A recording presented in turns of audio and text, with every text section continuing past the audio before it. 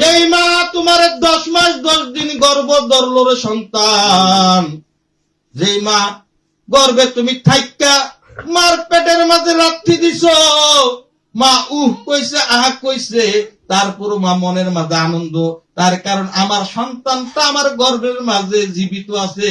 সে লাথি দিয়ে আমাকে জানান দেয়, মা গো আর কয়টা দিন কষ্ট সহ্য করা, আমি তোমার বুকের মাঝে আসতেছি। কথা ঠিক কিনা?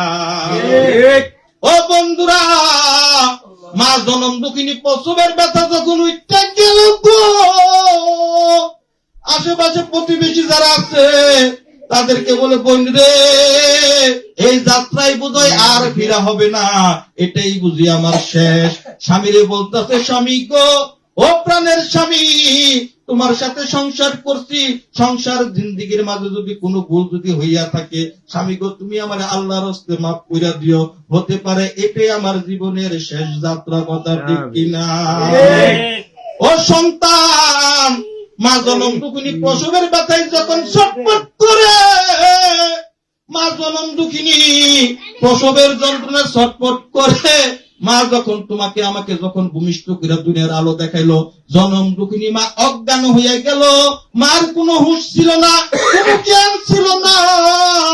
এবার মা যখন কিছুক্ষণ পরে যখন তার জ্ঞান আসলো, তার হুঁশ যখন আসলো, তখন মা বলে, আমার জাদু কই?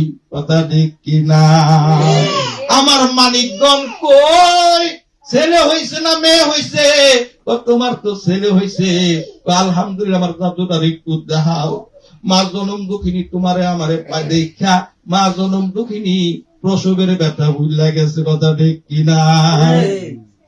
মা জনম দুঃখিনী প্রসবের ব্যথা ভুইলা যায়, তোমারে আমারে বুকটার মাঝে জড়াইয়া নাকে মুখে চুমা দেয়, চুমা দিয়া মার স্তনটা তোমার আমার মুখের মাঝে পুইরা দেয়। কথা ঠিক কিনা?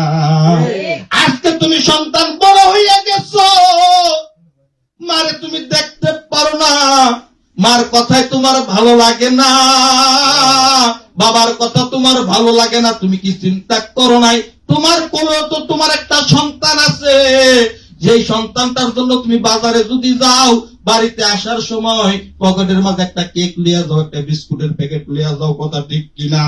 তুমি তো বাবা বাজারের দোকানে বইয়া 4 স্টুলে বইয়া যদি কিছু ভালো খাইতে চাও, তোমার মনটা খাইতে দেয় না, কারণ ঘরে তো তোমার আদরের একটা সন্তান রয়েছে।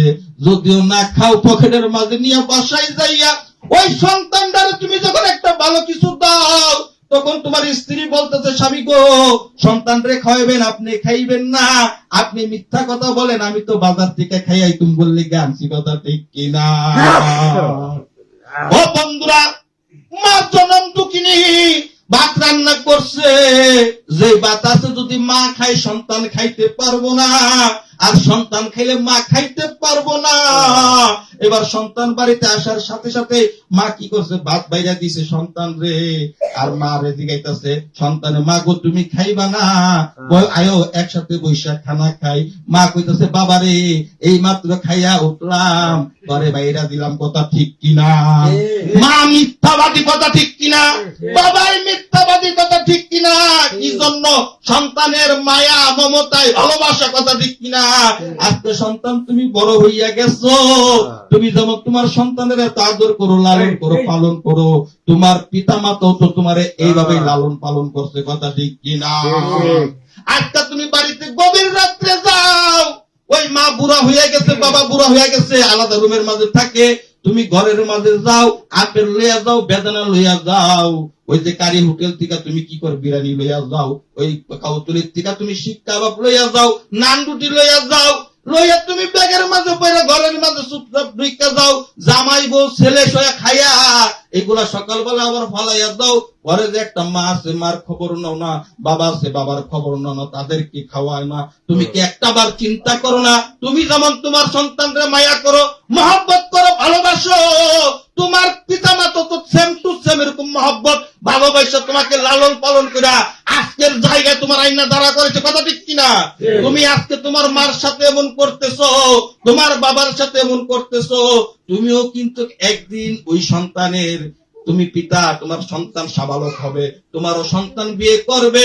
তুমি যেমন বিয়ে কইরা বউ পাইয়া মা চিনো না, বাবা চিনো না, তোমারও সন্তান কিন্তু সেম টু সেম ওরকম বউ পাইয়া তোমারও চিনবো না, তোমার বউরও চিনবো না। কথা ঠিক কিনা?